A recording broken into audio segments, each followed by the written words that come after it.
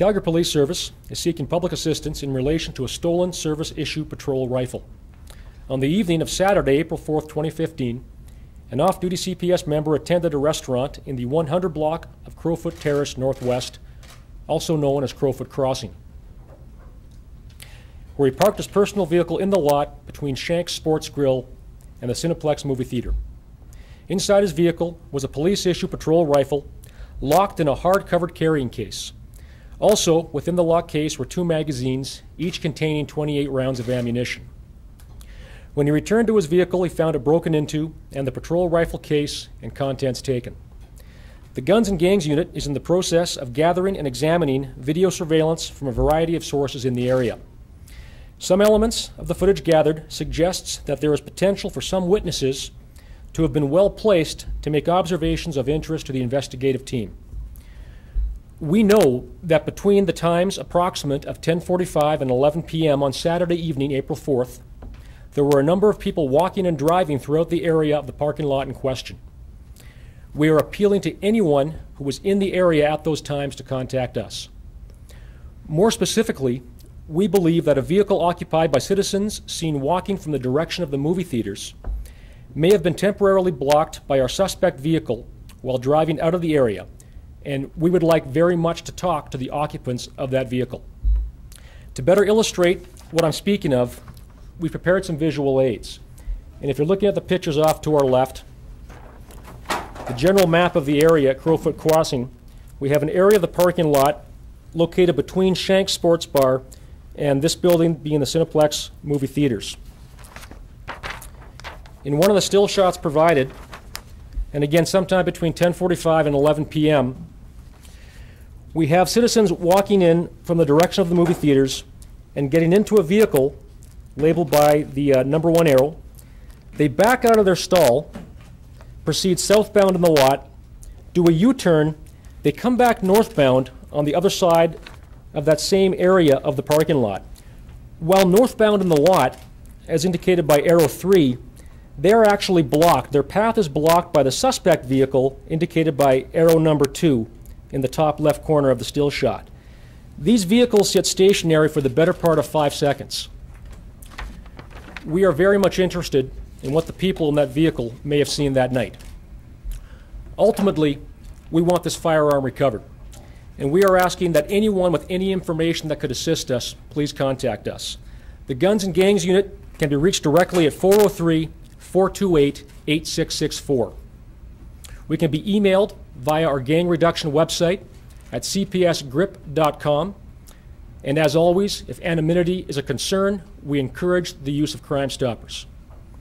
I'll take what questions I can now. Can you explain the discrepancy? The original report had the gun potentially taken closer to midnight. You're now asking for 10:45 to 11 p.m. Is that how long that officer's car sat there? I can't speak to how long the officer's car sat there, but what happened from the initial stage of the investigation to where we are now, understanding that we're looking at a variety of businesses and a variety of different closed-circuit television camera operations. And with things like daylight savings and internal use, sometimes their timestamp isn't accurate. So all that's happened here in this case is that the timestamp on the camera was off by a period of time that we hadn't determined until later on in the investigation, hence that inconsistency. What is the suspect vehicle you're referring to? Is that which vehicle? Is that the vehicle?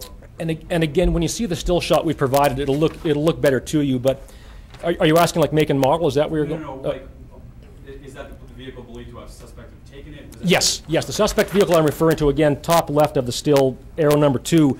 That's the vehicle that we are theorizing right now. The suspects that prowled the car, took the item in question, and left it. Yes. At this point, any potential leads on a suspect?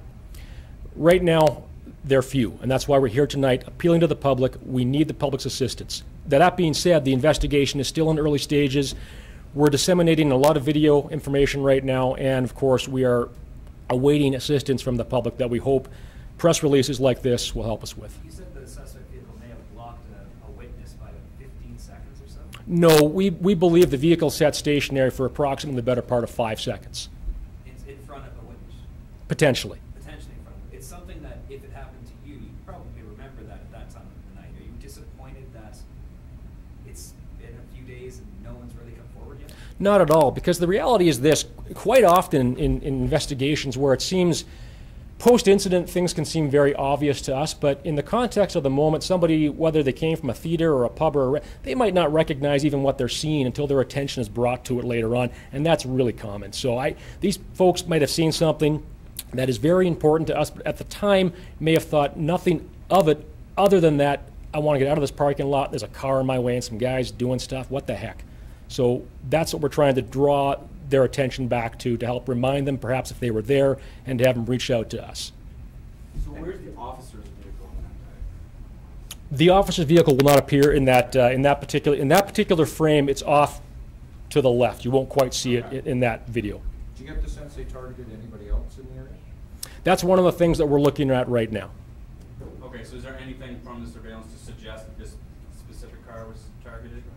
No, well, and again, that's one of the avenues we're trying to explore right now. And one of the challenges we have as we look at video from a variety of organizations and businesses out there, it sounds goofy, but they all have their own in-house systems, different codexes, different software. We've got a lot of stuff that we're actually having to work to kind of deprogram and figure out and go into.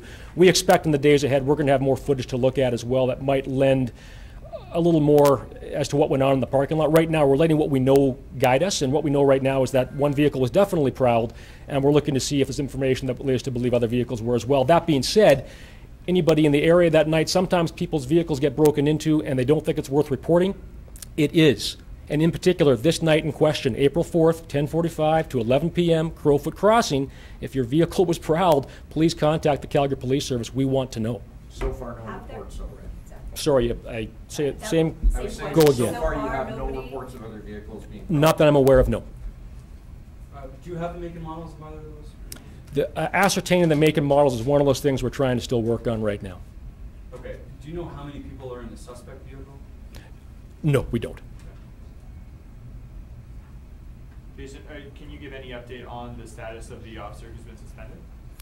All I know about the officer in question is that his suspension right now is ongoing, subject to review. And again, understand that the Guns and Gangs unit has been given a very specific task: recover this firearm. We're not taking part in any other investigative angles, looking at what led up to the event in question. Can I just clarify the time though? The officer at some point reported his weapon missing.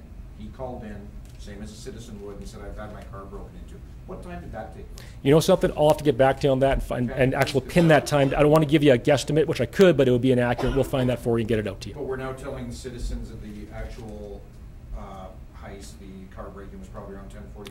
Right now, everything comes down to 15 minutes, 10:45 to 11 p.m., April 4th. And was he actually in Shanks, the officer? The officer, yes, he was.